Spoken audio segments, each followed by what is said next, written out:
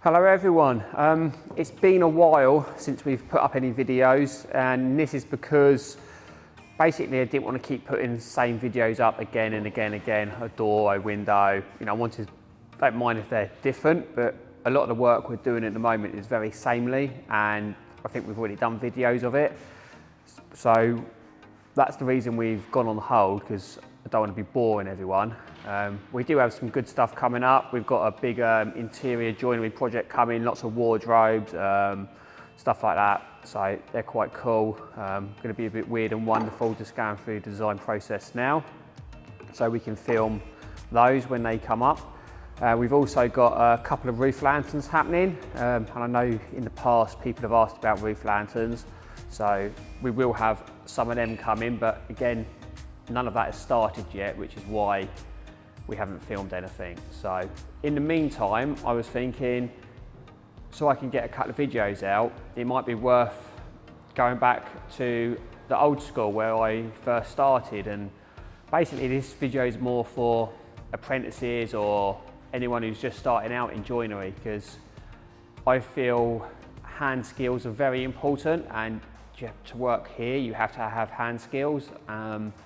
And a lot of people these days, apart from the old school, obviously have been doing it years and years, but a lot of the people coming into it, I've only been in it like 5 years or so, massively lacking hand skills, because I don't feel college teaches you kind of how it should do, to be honest. Probably shouldn't say that, but it's more about machines and stuff like that, but you should still be able to do what you do by hand and stuff within reason, obviously.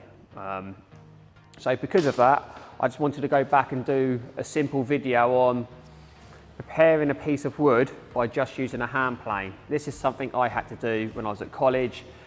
Basically it just teaches you how to use a hand plane, gets your hand skills better, it just gives you a better understanding. And because you don't do much of this these days, I thought it would be good practice to show you how it's done. And to be honest, I'll probably get it wrong as well, because most of the time I just throw it through a 4-sizer these days. But that's the joy of doing it 26 years and owning my own business. I do have the machines to do it, but you still should be able to use a hand plane and do this type of thing. So, you know, I'm probably going to get quite a lot of it wrong. I'm sure I will, but let's see how it goes. And this is for more people starting out and people who need to improve their hand skills. And after this video, we'll then do another one doing simple joints by hand, like half lap joints, simple mortise and tenon joint and stuff like that. Again, very easy stuff, but if you're coming into this trade, it's very good for you to practice on, get your hand skills and stuff. So what we're going to do is basically do this by hand using a plane and a set of winding sticks. Some of you might not even know what winding sticks are, so we'll go through it now and show you the process. So let's get this all set up. So these are winding sticks. So they're basically two parallel pieces of timber, and one of them has got like something on the back, and the other one is completely plain. And the idea of that is when you lay these on the timber, you put this one at the back and then this one in front of it.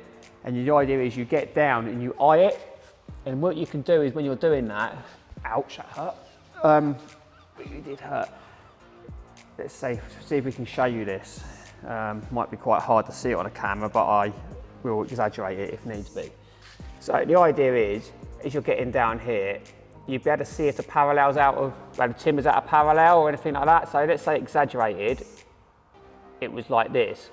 So you can see that white on the left-hand side, but you can't on the right. So that tells you need to take some off the right-hand side of the timber. Obviously that isn't like this, I've just done this for demonstration purposes. And to be honest, this one isn't too bad, but we will work on it to get it slightly better. So what you do is you get your winding sticks, eye it through, figure out what side you need to get your timber from, with like remove and stuff like that. So now let's just double check it. It isn't too bad, it is slightly high on the right. So we do need to take more off this side. So now all we do is go into the vise. So if you're doing this, you either want to use a a smoothing plane or a jack plane. Jack plane would be better. Reason being is it's got a longer bed, so it won't follow the timber so much. So let's say the timber's a bit like the ocean. If it's got a short bed, it just follow those curves, but where it's long, it'll basically hit the top of them, so it'll flatten it out for you. So if you don't, so basically don't use a block plane. So if you don't have a jack plane, but you have a smoothing plane, use a smoothing plane. Don't get me wrong, if you've got a tri-plane or anything like that, even better. So you can do it with this. All you need to do is make sure your plane is set up right, and by that I mean it's sharp. You don't have loads of iron sticking out the bottom of it. Just want it to cut nicely. It's going to be a bit awkward at first, basically just because it's not quite parallel and stuff, but this is what we're here to do. So I'll go with the smoothing plane first, and I will alter it in a minute. So I don't have much blade sticking out, so as soon as I get something underneath it, it just stops cutting, which is fine. So what I would generally do is do a couple of passes with it and then just check on the winding sticks, make sure I'm going in the right direction, because you could take too much off. So let's have a look. That is pretty good at the moment. So as you can see on here, I've only basically touched the right hand side because it was high. So I still need to get this all prepared. So I need to plane this all across now. And then once I've done that and I've got it cleaned up, I will double check it to make sure it's still nice and parallel.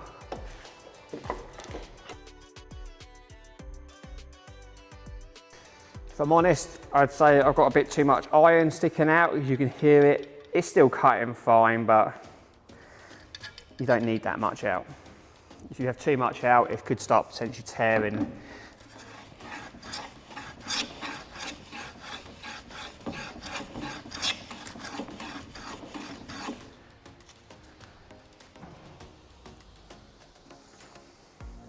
Move that one out of the way. I will change to a jack plane in a minute. I'm just doing it for now, just in case you don't have one.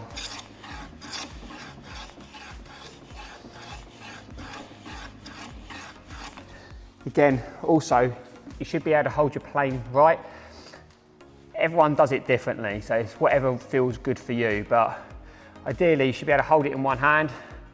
And I always find, and was always taught, if you have your finger here, you've got more control over it. Don't just wrap your hand in it like that, you've got less control. But if that's what you do and it feels comfortable for you, fine. But it's much easier, I find it's a lot easier if your hand like this, and then you get your hand here as well. Nice pressure on it, and it should just glide nicely.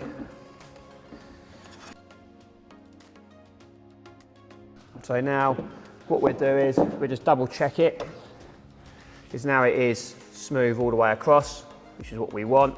But we just need to make sure that it is basically flat and not in wind. So all I do sometimes as well, just get the winding stick up the edge. I can eye through it, that looks pretty good. Let's just check it's not in wind. And if it is, we'll just get it flat. Right. So basically now I've gone too far on the right hand side, which happens. Let's just say I've not done this for a long time. So all I need to do now is take a little bit more off the left hand side so I can bring that back down.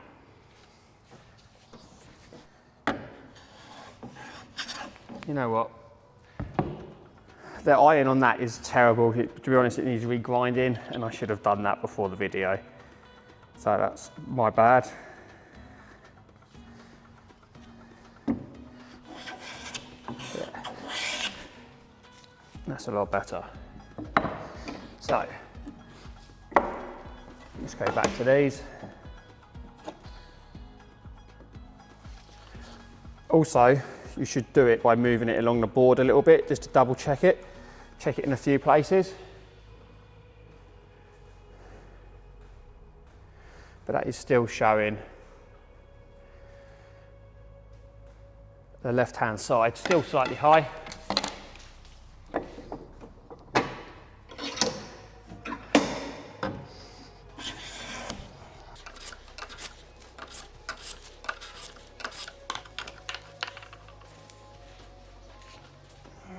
So we're looking better. It's still fractional, so it won't take us long now.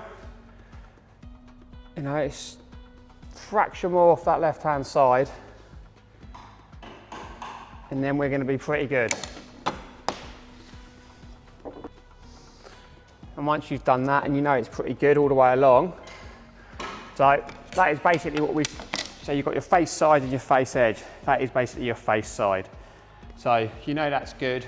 Just didn't have a pen with me or pencil, so I would just put a face mark on that now.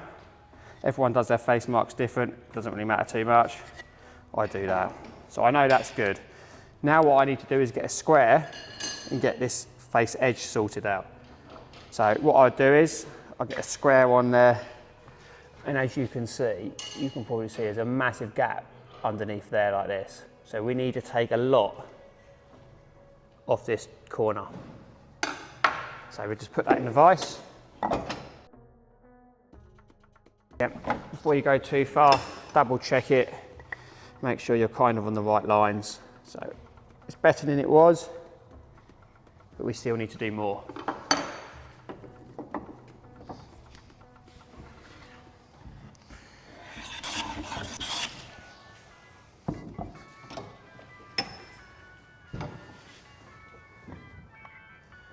Alright, so there is pretty good. Still pretty good.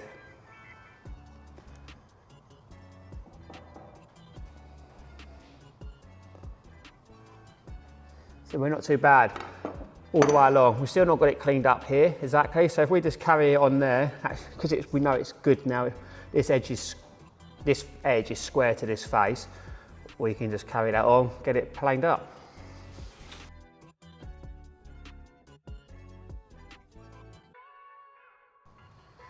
And while I'm doing it, I'm looking for light underneath it.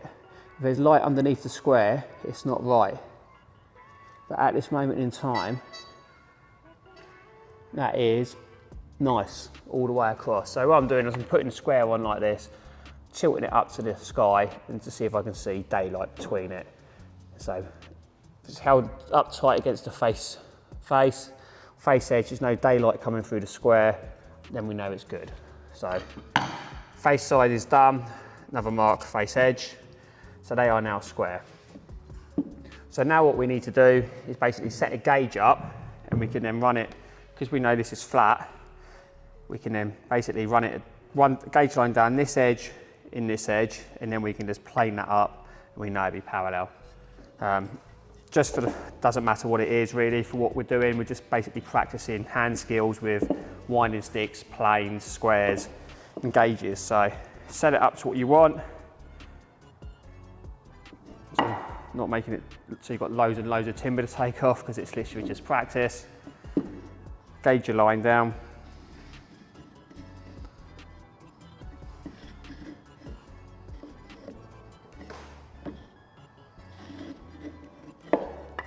Do the same on this edge.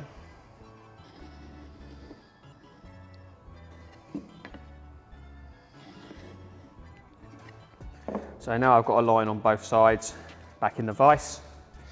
You'll see you've got more on this edge to take off than here, so concentrate on this side first, try and get it flat, and carry on.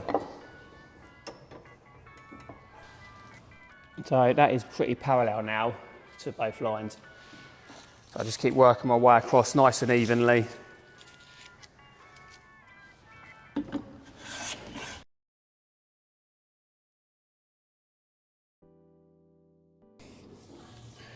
Once you start getting close, you can run your square along it. You know, just to double check, make sure it is as good as you think it is. I will put winding sticks back on it again, just to double check. Right, so now we're very close. Just want to put the plane on it, make sure I've got no high or low spots. And also what I'll do is check it with the square. We know it's a square there, so. The reason we've done this is just to make sure, and it's glad I did, because I need to take slightly more off this edge, which does show by the lines, but it's always good to double check.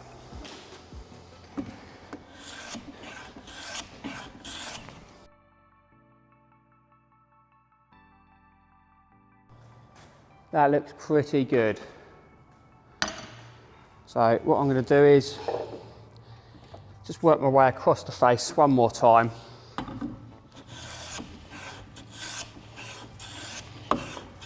And then back again.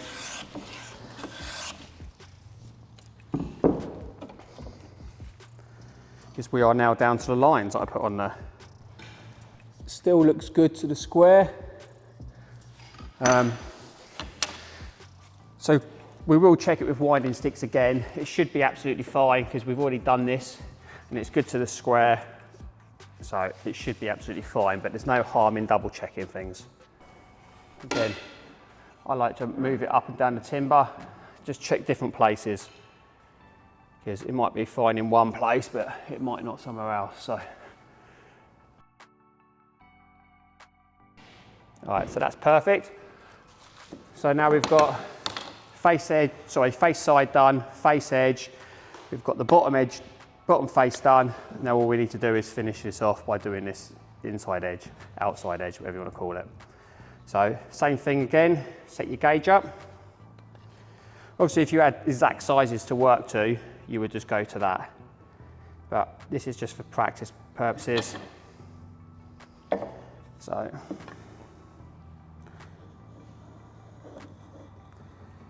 Down there.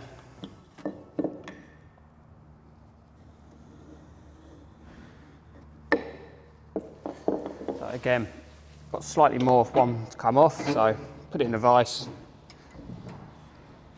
And away we go.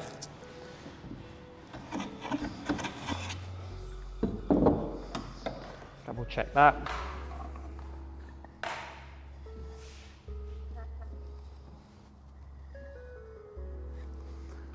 So once you've done that, we're basically right near the lines now.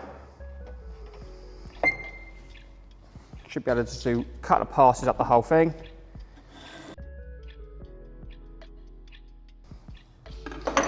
And that is basically taking a sawn bit of timber and preparing it using a hand plane and winding sticks with the help of a square and a gauge. Obviously we don't really do it these days because we use overhands, thicknesses, four-siders, etc. But it's just more about practicing your hand skills really, practicing your hand plane skills, looking down on winding sticks and stuff like that. So it's something you should just do now and again, just practice bits and pieces. And yeah, and the next video we will now use this timber we've done to make, say, half lap joints, and we'll do a mortise and tenon joint as well. Isn't enough timber here for that, so I will just plane the piece up for the four-sider for one of them, but we'll do the half lap joint using this, and yeah, we'll work from there. So see you in the next video. Thank you very much.